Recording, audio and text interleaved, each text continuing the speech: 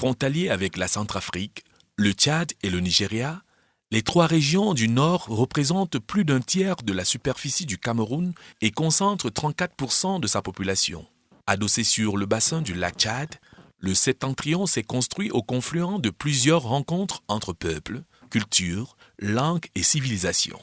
Des rencontres au gré des déplacements de populations en quête de ressources et de surfaces de plus en plus rares. Il y a des zones où aujourd'hui, des terroirs villageois aujourd'hui, où on a atteint la saturation foncière. C'est-à-dire qu'il n'y a plus d'espace possible pour faire une extension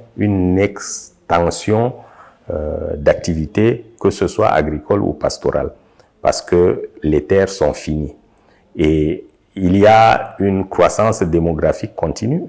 Et cette croissance démographique continue se solde parfois par, le plus souvent d'ailleurs, par des mouvements de départ des populations vers les zones où l'espace est encore disponible. Le problème de migration devient aujourd'hui un problème crucial parce que cette migration qui avait commencé légèrement autour des années 70 s'est accentuée avec le phénomène du changement climatique qui s'est ajouté au phénomène de la sécheresse et qui impacte donc négativement sur les ressources naturelles.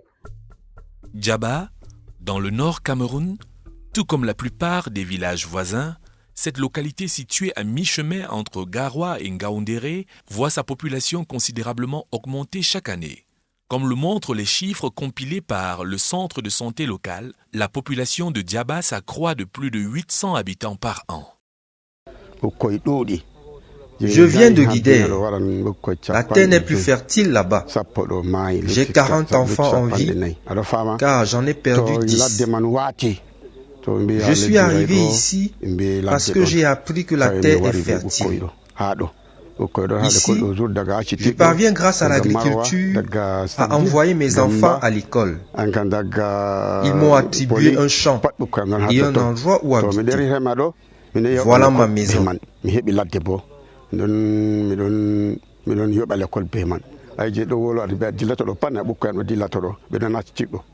Dans le cadre de la réforme foncière débutée en 2011, les organisations de la société civile impliquées dans le projet Landcam ont publié une note de politique foncière déclinée en 8 propositions phares.